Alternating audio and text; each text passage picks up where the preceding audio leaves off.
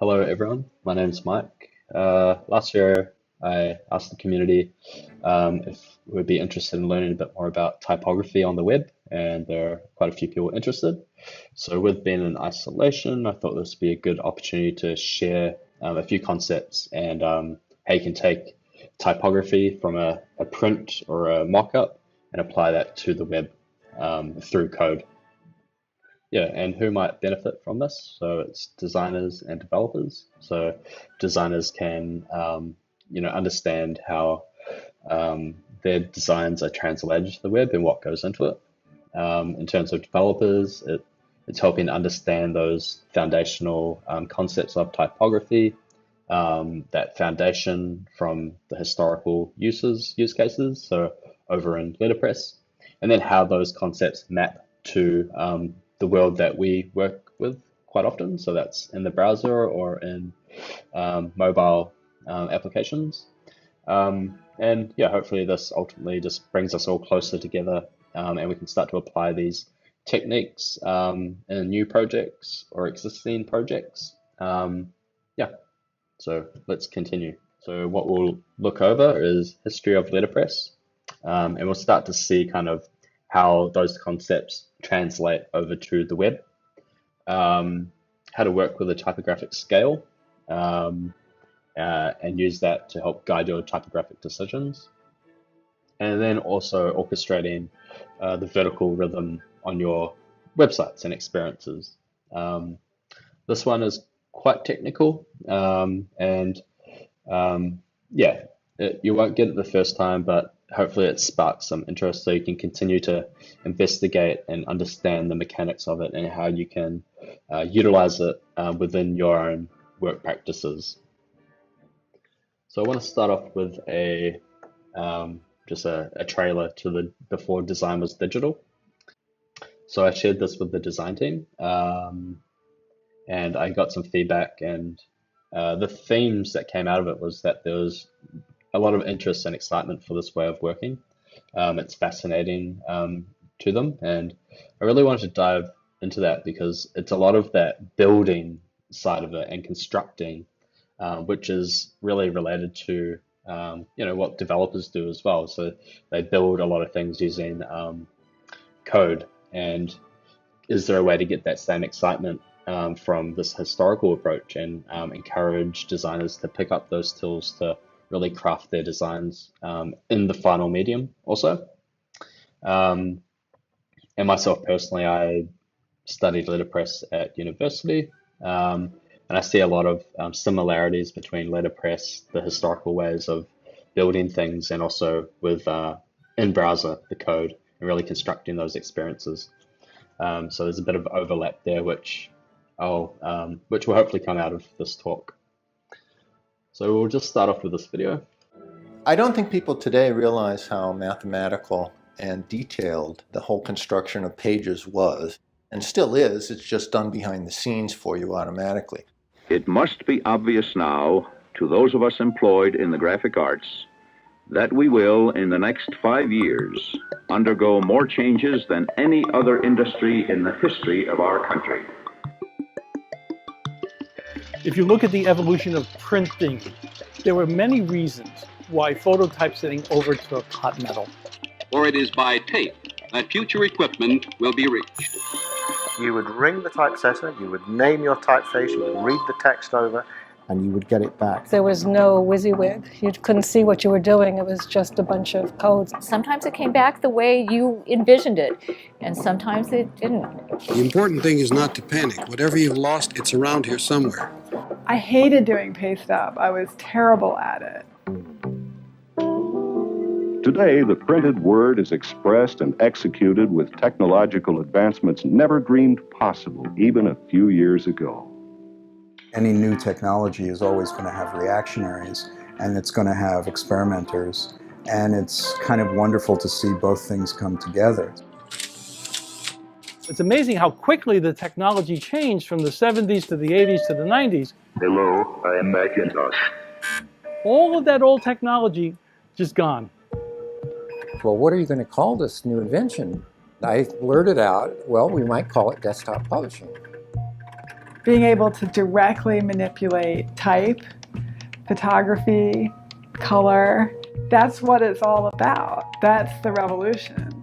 You could actually design a typeface on a lark. This is the first one that I did, this one, block. Up until 1960, 70, if Gutenberg came back, Gutenberg would have been comfortable in that studio. The studio now, well, the amazing thing is, this is the studio. That's it.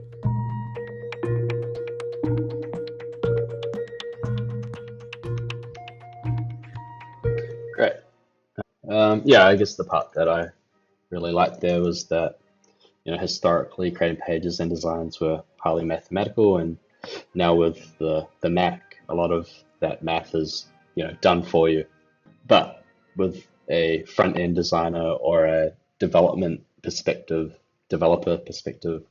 there's still a lot of code that happens translating those designs over to the web medium. So it's still, a lot of those concepts are still really important. What we learned way back in letterpress, and all those rules and mechanics translated to the web.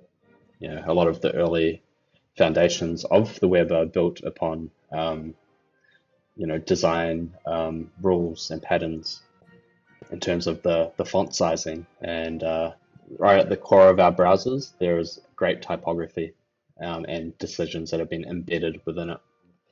Move forward. Maybe it's hard to see, hopefully it's not. This was the feedback that I collected from the designers after sharing the video. I wanted to, there was a sense of excitement around this tactile way of creating experiences, and I really wanted to tap into that and understand why there was maybe reluctance to learn how to code, because I feel that there's a lot of similarities between those historical way of working and also with the more modern way in terms of building websites. Yeah, there's a lot we take for granted now in terms of speed and getting feedback straight away. Fascinating to learn about the processes. There's such an admiration for anyone who can take that intense time and effort to do something like that properly. I like the part at the start where they're talking about the effort that goes into balancing and spacing a page. Yeah, it's a lot easier today on the computer, but there are also rules that come along with that that you still need to follow, which the computer doesn't give you. So it's those patterns or those rules that we bring with us throughout time to really keep the designs well balanced. Okay, so I want to start off with this short letterpress documentary to get us in the zone. Let's play that one. Anyone can see it. It merely takes looking at it to see that there is a difference. Letterpress puts a bite into the paper. There is a three-dimensional quality that no other printing method can equal. John Christensen, proprietor of Firefly Press, Somerville, just off Somerville Ave, not far from the 15th century. I'm not prepared to argue that letterpress printing is better to anyone who doesn't already think so. But whether or not it's better, it is simply different, and people like the look of it. A look that goes straight back to Gutenberg. Crisp, tangible, deferential to classic typography, its thicks and thins. Every character on the page a direct impress of an inked surface, once wood, now steel or lead. You are dealing with physical stuff. Letters are things, not pictures of things. And when you assemble metal type, you are obliged to acknowledge and accept that. I do not find that a problem. If I were to be sat down at a computer and told, here, you can do whatever you want, I wouldn't know what to do. There would be too many choices. Ultimately, it is the process. What the printer loves is the doing of it. Real production pressmen could be doing this at 2,000 impressions an hour. But we've never been in that much of a hurry. Much of the type cast as needed on the premises. Molten lead at 700 degrees, about to be squeezed against a matrix of a W, which goes into this British monocaster to produce one backward W at a time. Some of these machines, like the linotype, among the most complex mechanical devices ever mass-produced, and among the most beautiful, John Christensen would say. Engineers of that day thought in organic metaphors. You see the jaws, and you see the knees, and the elbows. There is a humanness to these mechanical devices. And a nomenclature almost as rich as sailing. The width wedge, the tympan, slotted to receive registration pins. Don't say drawers, say cases. Don't say string, it's page cord. Furniture, pica stick. A single unit of type, any character, is a sort. Make sure you keep enough on hand or you will be out of sorts. Apprentice Catherine McCandless Ruffin, setting Bulmer type for a run of appreciation certificates for a group in Brookline. What do we think about the 24-point Bulmer metallic caps? I think they're a little too much. They're a bit distracting, actually. A modest job it is. Still, you take pains. A 72nd of an inch matters. So I think we want to add maybe 6 points. Why don't we say another 6 points there? Color you do by eye, not by mere catalog number. What I'm trying for is a New Englandy summery green, or deciduous green.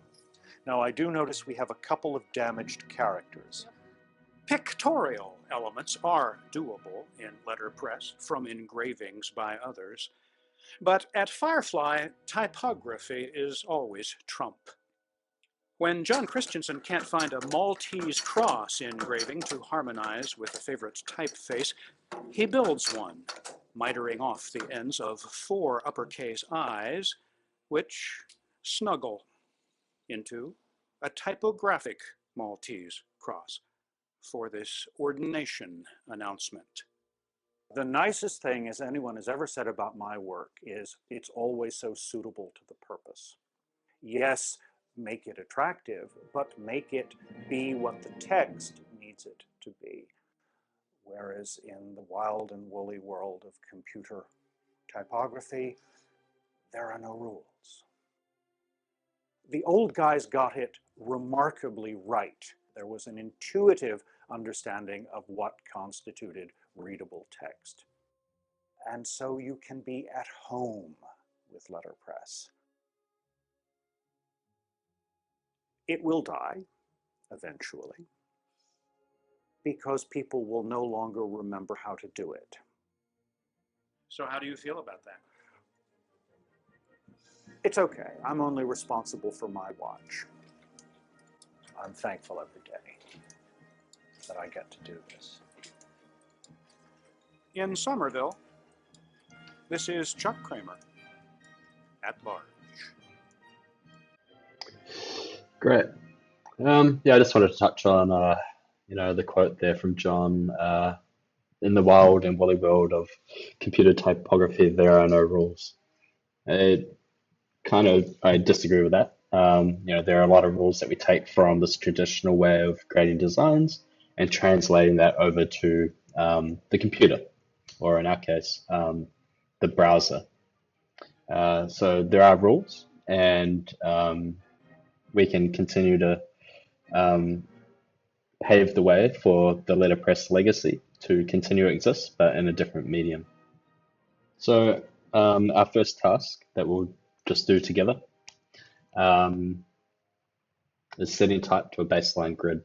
in a design tool. So we're going to play around and see how that works. So just to first understand what the typographic rhythm is, because this will help us create that vertical rhythm. So a little explanation of what vertical rhythm means. So the classic typographic scale is a harmonious progression of font sizes, as you can see. And it is like the notes of a musical scale. So we've got category from 6 to 12, and then 12 to 18, and then 18 to 24, etc. And that helps us mathematically have this beautiful rhythm of information on a page. Rhythm can help control the pace of flow in a composition. Rhythmic patterns are built from elements and the intervals between them. And just as your ear will follow along with the rhythm of a song, your eye will follow rhythm created visually. So how might we do this? So here's an example of a baseline grid, spaced 24 points apart. And that may look similar to a ream of paper. And then when we apply text to the vertical rhythm, so in this case, we've got 16 point. You can see that it's not following that vertical rhythm of the lines. So an easy way to achieve that is to add a leading, that's in letterpress terminology. You could add line height, 24, or you could line spacing, I believe it's called in Word. So there are many ways to understand what leading is, and it's a space between the characters vertically. And a bit of math behind it. So the first example is using 16 point, and it's at a default of 1 ratio. So the line height is 16. If you wanted to have the type fill up that entire 24 baseline grid, you apply 1.5 ratio to that, and that will increase it to 24. So you can see how we can achieve that vertical rhythm. An example in Sketch, the default of the line height in this situation is the font size is 12, and the default line height is 14 pixels, as you can see here. So the ratio is 1.166666667. That would have sounded very funny because I'm a New Zealander and we say the number 6. Really weird. To work out that ratio, it's 14 divided by 12, and that's the ratio that we'll see here. Here's some other examples of how different applications may treat line height or leading. We've got Word on the left, and then we've got Apple Pages, I believe, on the right. So those are the ratios that we often see. So let's continue. So we've got a paragraph of 16 point size and size, and then we've got a line height of 24, or leading, to allow the text to be on that vertical rhythm. So let's introduce a heading of 36 point to the page, and there is a bit of misalignment happening here, and we'll just move forward. So to resolve that, we can take the 36 and move up that scale. So the type is 36. Then we can look at the scale and go, well, can we move to 48? And will that help fix that vertical alignment? And as you can see, the text is now aligned with that vertical rhythm once again. And now we want a bit of breathing room, but beneath the text and the heading. So we'll look at our vertical rhythm again and say, well, let's try out 24 point and see what that looks like. And as you can see, it's all on the vertical rhythm still. And we're good to go. maybe there was too much space. So we can look at redesigning our baseline grid and maybe introducing a subline, sub-baseline.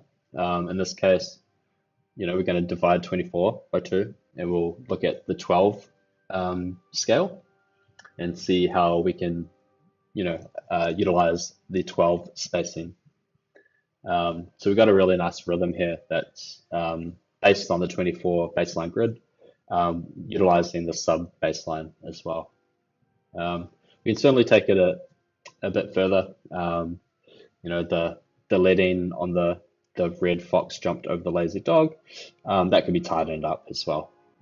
But that's the beauty of learning these techniques, is so you can craft them over time and really get a design and experience that you're happy with. To learn more about the baseline grid and doing it within code, I would check out this article. I'll share this article as part of the link to the video. Took me a few goes to really understand this throughout my career. I think learning code really helped understand. So hopefully what we just touched on there will encourage you to learn more about vertical rhythm. Okay, task 1, define the baseline. So you want to choose a base font size and then select leading that complements your font size. Great, so we've got a sketch file that we can define that typographic rhythm to. So currently our canvas, it has a 24 baseline grid applied.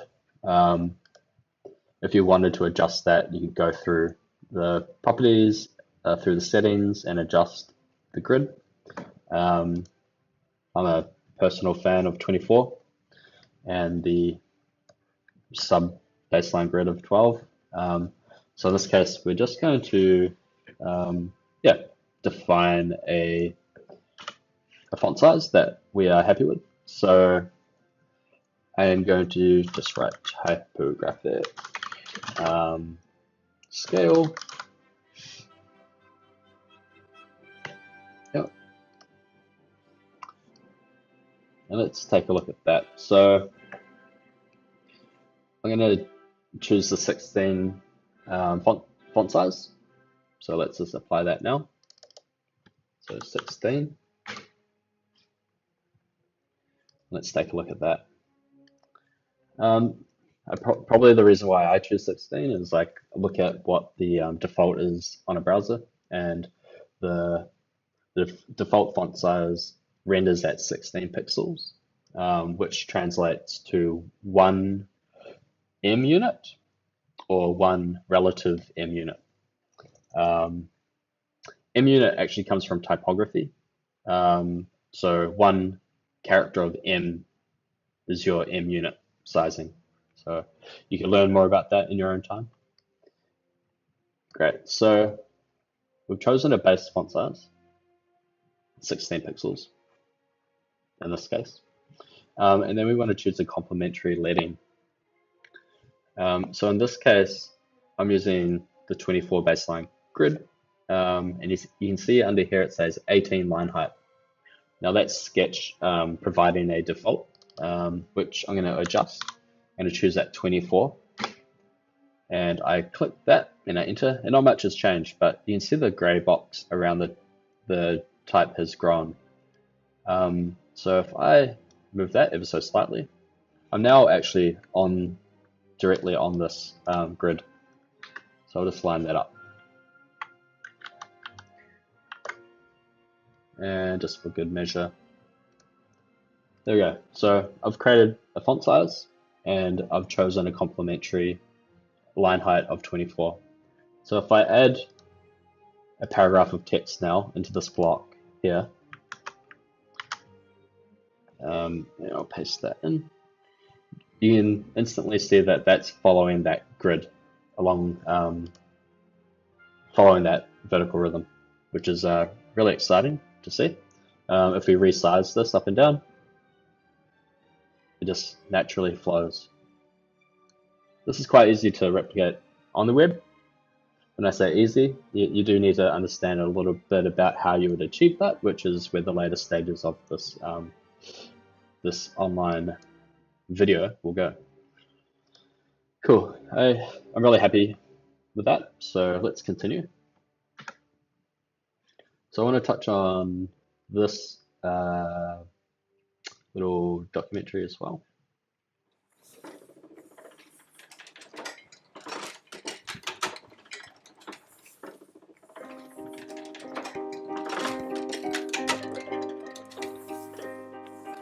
Hello, I'm Kelvin Lawrence Smith. I run Mr. Smith's Letterpress Workshop.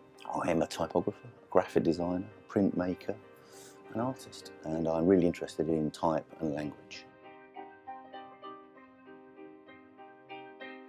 I trained as a graphic designer, but I got really interested in letterpress at art school. And from the day I graduated, I've kind of been interested in being a professional typographer, really specifically working with letterpress. I love printing. What I really like is being in control of every stage of the process. So from setting the type, to proofing it, to changing colour, to adapting the paper. I like the refinement that the control I have with letterpress. I'm very interested in the architectural approach to design. I like to build on this stone surface here. Used to be called a stone, it's made of steel now. This is a really beautiful Van Cook proofing press. It's a number 4. It's automatic, so the carriage kind of moves forward and back. A lovely piece of machinery, prints beautifully. This is a Van Cook cylinder press. This is the cylinder. The cylinder travels across the type, takes an impression onto the paper, releases the paper, kind of comes back. I use this press daily, so it's my first ever press, bought it in 1996. This is an absolutely gorgeous Golding Jobber number 7. It's American, it's a lovely press, takes a great impression of type. It is from 1890, so it has a kind of a beautiful historical value. Type's kept in a case, they're not trays, they're not anything but a case, uppercase and lowercase, that is the term that's derived. Capitals were kept in one case and minuscules in the case below. I have a nice collection of wood type and metal type, which I have kind of collected over 20 years. This is a wood type. It's just our kind of main collection. You describe it the way that you see it. So the first thing is that you measure the type. This is a type scale, and it has a measure system on it, which is points and picas. Approximately 6 picas is 1 inch, so it's an imperial measurement. It's very fine. Divisions of 12. Yeah, I just wanted to call out the whole divisions of 12. That aligns really great with the typographic scale that we've been referring to, and that whole 24 baseline grid. And are the same as a pica. So 12 points is 1 pica. 12 is a kind of mathematical structural number that we use in the workshop a lot. So divisions of 3, 6, 9 and 12 become really important. If we were to measure this B, we'd see that it's a 30 pica capital B. All wood type comes in capitals. Very rarely is there upper and lower case. It's just capitals. It's a display type. As long as you describe what it is through size and then style and then weight, then you're on the right track. This is a capital A. It's 24 line and it's bold. This is bold condensed. This is bold medium condensed. This is certainly a condensed A, but it's also quite bold. So there's variations on a theme. These are all sans serif A's. The term to use to describe sans serif is grotesque. Okay, the term was something the critics used to use, where they said, well, these types are extremely ugly, they're very grotesque. And the term kind of stuck really for an English sans serif. All this wood type is either made from boxwood or cherry, and some of it's kind of worn. So under each letter there's often pieces of paper, which I've stuck carefully just to lift it up to the same height. So all letters are what's known as type height off the surface. So wood type is the kind of staple of the workshop and is lovely for display work and posters and kind of larger format kind of work. But the detail comes with a metal type. Now metal type is made from lead, some antimony and some tin, and the lead allows it to be cast and recast and melted down if you need it to. To hold all this in together, you have to use spacing. Now this spacing is known as furniture, and it comes in different sizes. If we measure this piece, we can see that it's 16 picas, similar to this size type. Leading is the space between the lines, but it's also used to hold things in position and refine spacing when the type is being aligned for printing. When a form is empty, it's known as a chase. When we build the type into it, it becomes the form and makes up the form of the page. And what we're doing is we're using this furniture to position the type Here we've got some decoration in the shape of a book page in the position that we want. Today I'm going to show you how to design, set and print an invitation for the Museums at Night project. You set type standing at a slope and you stand square on to the type. And this is a composing stick, very poetic, I think. And when we set our type, we set from a case of type and we set type upside down left to right. Now this type is 14 point grotesque number 9 in Roman, which we're using for our invitation. Now I need to set the line workshop as his apprentice to help undertake. W-O-R-K-S-H-O-P.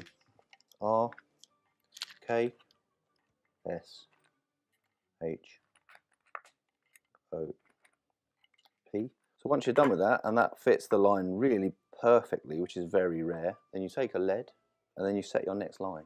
Once you've set a series of lines that fit into the stick, about 4 or 5 lines, take the type out, take it over to the galley, drop it in there.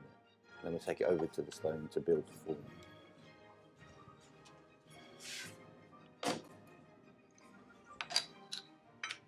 So what I want to do now is build the rest of the type and the rest of the form.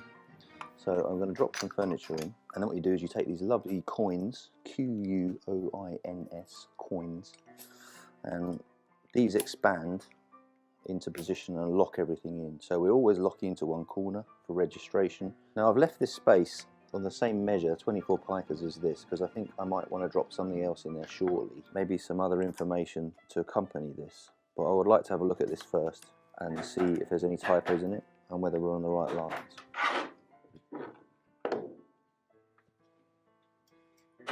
So the type sits on the press and can be locked in. So we kind of in reverse, we unlock it in here so the type's allowed to settle to this surface rather than the stone surface. Drop a bit of this on, and then it's kind of nice just to warm up the ink a touch by mixing it.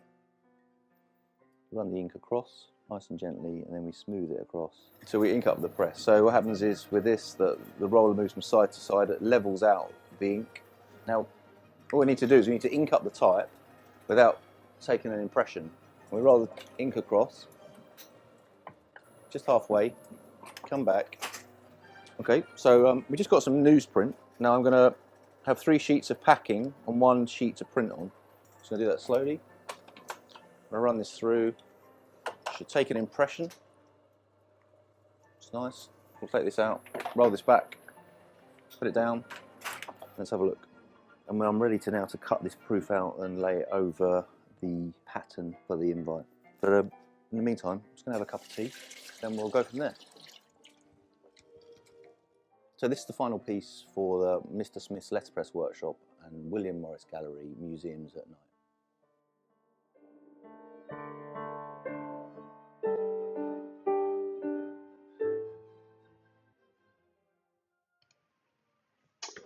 Great. Yeah, so Calvin, he loves being in control of every stage of the process. You know, that craft from concept to inception, and really fine-tuning the design. So in terms of the makeup of letterpress, you know, we've got the pica stick, we've got the wood type, we've got the lead font type for more minor detail, the furniture helping space the typography and frame it into the composition. We've got the leading to help adjust line height, and you can see in the chassis here, we've got larger leading blocks for that wood type. Yeah, and yeah, when the typography and furniture comes together, it's called a form, and ultimately there's a lot of similarities between this historical way of printing or laying out graphics onto the page, and it relates a lot with what we see on the web. We've got our padding, we have margin, and you know, our chase is the browser. So margin, border, padding, and then the main content being displayed. So this moves me to going over the box model concept. So we'll just let Morten explain what that is. and in this course, I'll take you on a journey through the CSS box model. We'll start by looking at how boxes make up the web pages we visit every day and how these boxes originate in traditional typography. Yeah, and that's kind of linking all that together that we've discussed so far. So let's watch what Morten Before has we to say. dive any deeper into the CSS box model, let's take a step back and look at what the realization that the web is made of boxes means for the web design and development process. If you ask me, I think a comprehensive understanding of the CSS box model is the most important skill for anyone working as a web designer and developer. Knowing on a fundamental level that the web is made of boxes makes the process of designing and developing a site to look and function the way you want into a simple task of creating and stacking boxes of content. So let me show you what I mean. Most of my web design projects start with a simple idea and pen and paper or a whiteboard. Starting with the core content, a video, an article, some sort of content model, I sketch out in rough terms what I envision it will look like. This is wireframing and rapid prototyping at its very simplest and most effective. Once I have a general sketch of what the core content will look like, I move on to the rest of the elements on the page. Header, menu, sidebars, footers, meta content, whatever needs to be or might want to be on the page. The result of this process is usually a pile of different sketches that show various iterations and implementations around a common theme, typically at different screen widths and in different scenarios. This is where the CSS box model comes in. Even at this early stage, before a single line of code or content is written, even before I have a firm idea of what this entire thing will end up looking like, I can start sketching out the main boxes and create a map for myself of how everything will be put together. During this process, it's easy to identify grouped content like a meta section, an article header, and so on, and find out what blocks of content belong together and what blocks need to be separated or contained further to allow for different layout solutions. The end result is a comprehensive map of the different boxes that in the end will make up the full layout of the view, complete with nesting, positioning, and relationships.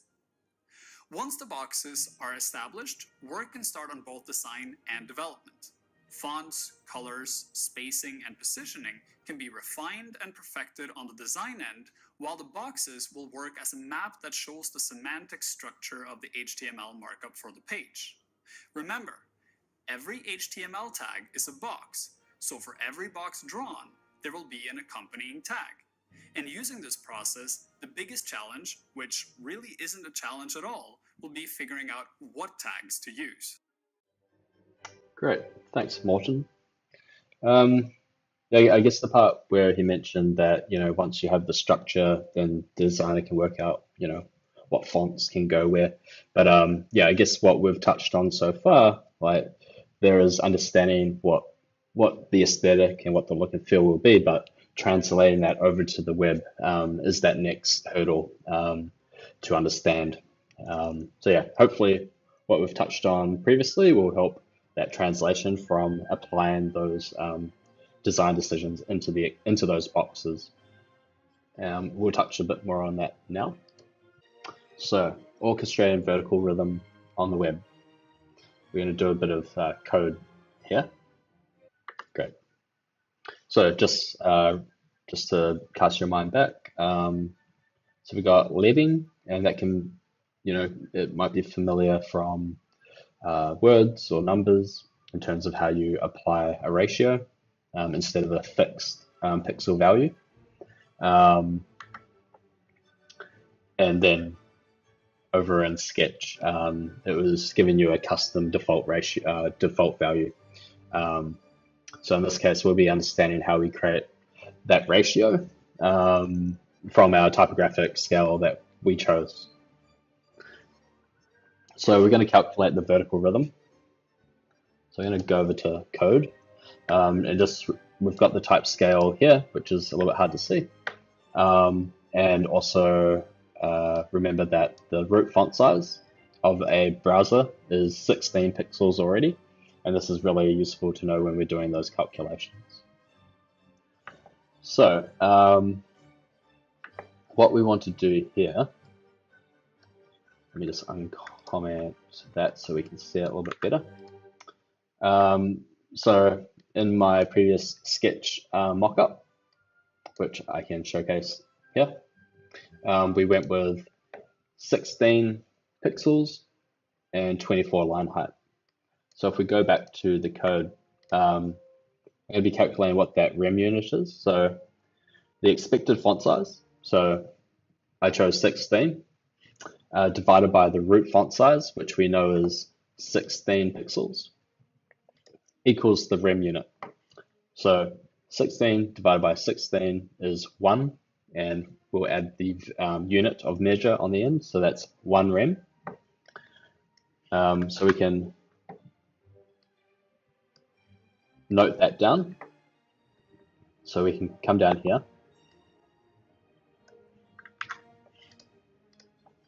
and we can add font size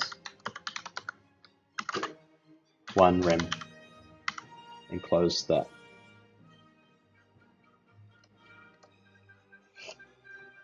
So the font size is 100% by default. We don't actually have to declare that. I'm just showcasing what it is by default. And then with the 100%, our math is actually ensuring this value here, 1 rem, is 16 pixels. Perfect. We also want to calculate the leading. So what that calculation looks like is the leading. So we define leading over in our mockup. So it says 21 line, which is 21 line height, or leading. So we know that value. So we've got 24 divided by the expected font size. So we defined our font size for our experience. It is 16. So by that we calculate that it's 1.5.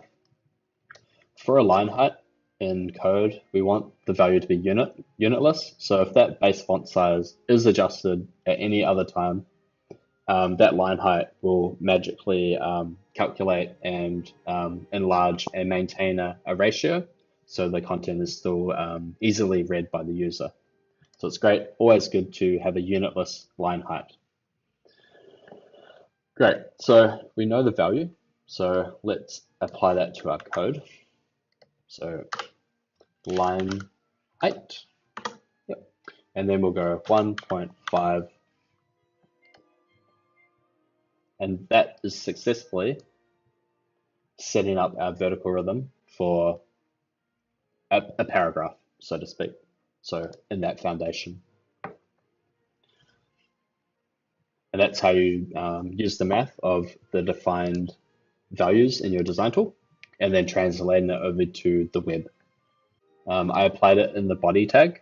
That's so, how CSS works, it cascades. So any element placed inside the body will get this foundation in terms of font size of 1 rem and also a line height of 1.5. That would be on every element after that, how the web traditionally works. Perfect. So let's just save that. And we've done both tasks. So we've calculated the leading, and we've also calculated the base font size relative unit,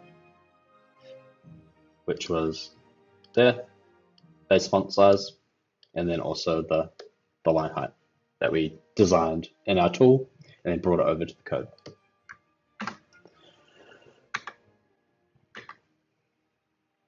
Now what?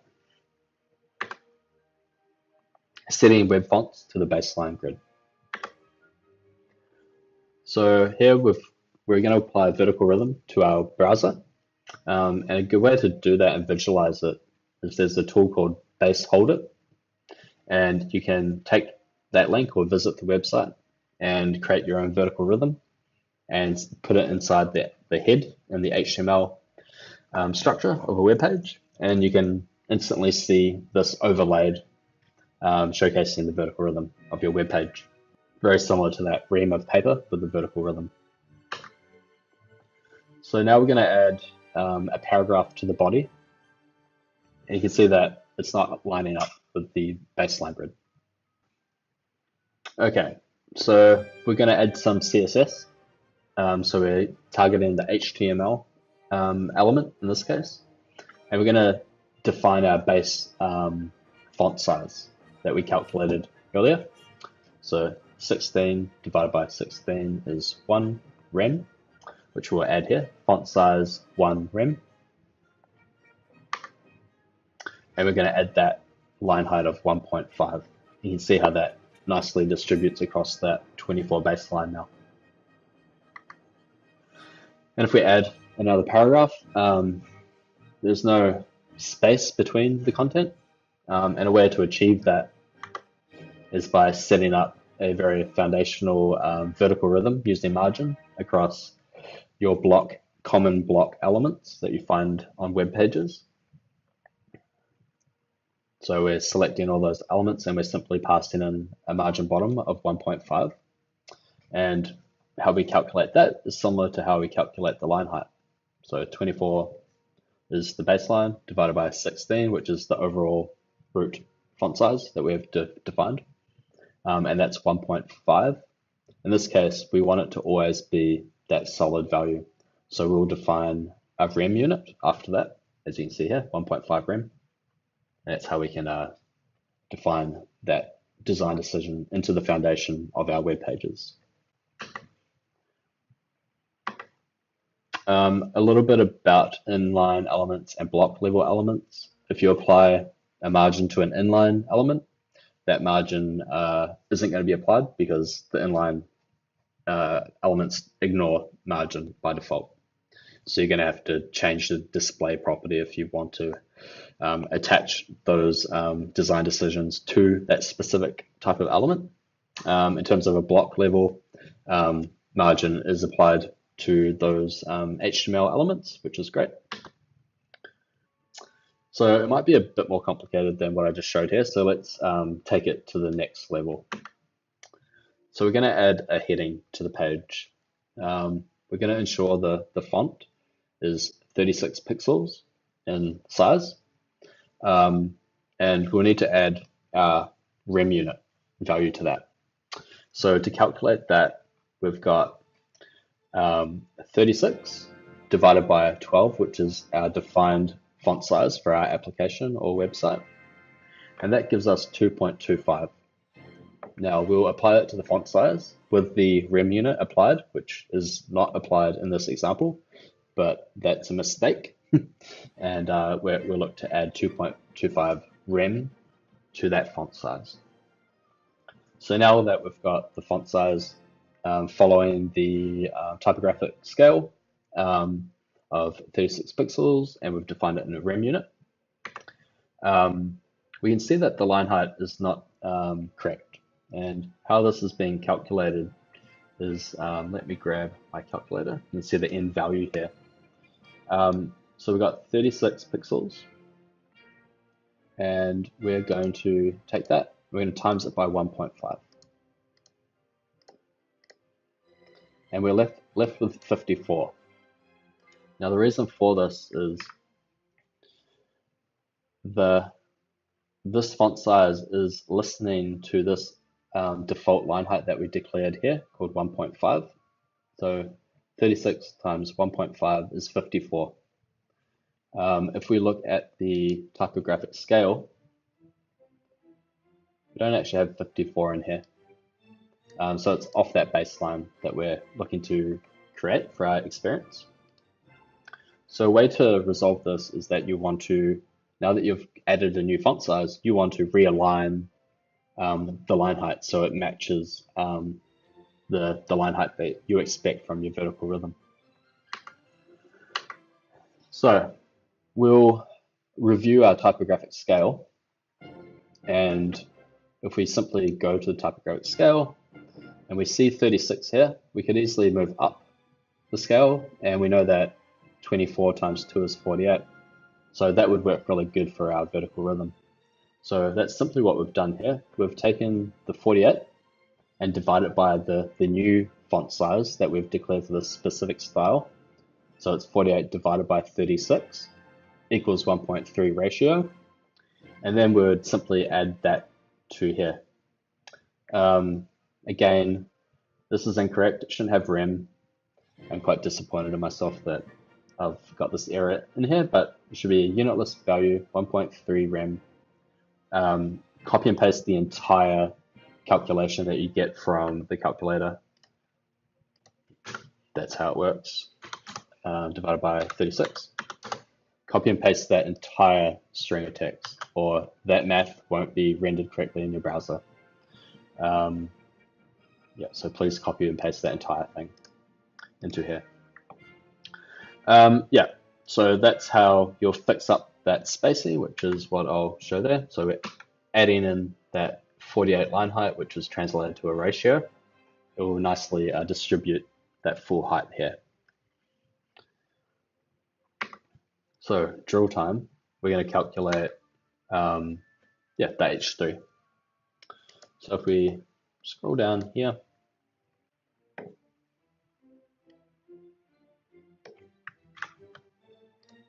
great. So we've got our existing font size, which is 100%. We've set a font size of 1 rem here.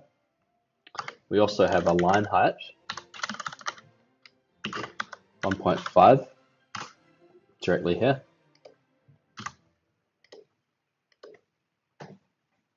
Okay. And now we've got our new font size that we're introduced here. So we want to translate this from 24 to a rem unit. So let me just do that now. So let's get our calculator. And we'll go, clear that. We'll go 24 divided by 16, which is our base font size that we've declared in the body, equals 1.5. So let's copy that. Let's paste that in here with our rem that we're going to declare. So 1.5 is the font size, which matches the 24 pixels that we previously discussed. So save that. And now line height. So we want to work out what that ratio is. So to do that, we will go to here again. So we wanted 36. So that's our declared line height. So we'll take 36. And then we're going to divide it, instead of dividing it against 16, we're going to divide it against this new declared font size that's associated with the H3. So we know that that is 24. So let me just write 24. That's what it was, pixels. Great.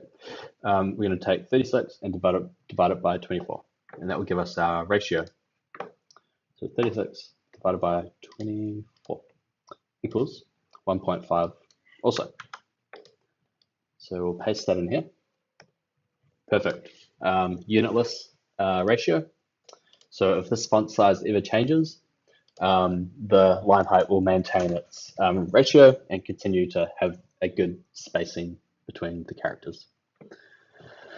And that is successfully adding relative units to our typography. This is good for when a user changes their font size in their browser and everything scales as expected. So good for accessibility. Yep, and that just reflects what we did there. What is an M unit or a rem unit? The reference came from the width of the capital M, which is often the same size as the point size of that specific character, or that set of characters. So 1M in a 16-point typeface is 16 points. Yeah,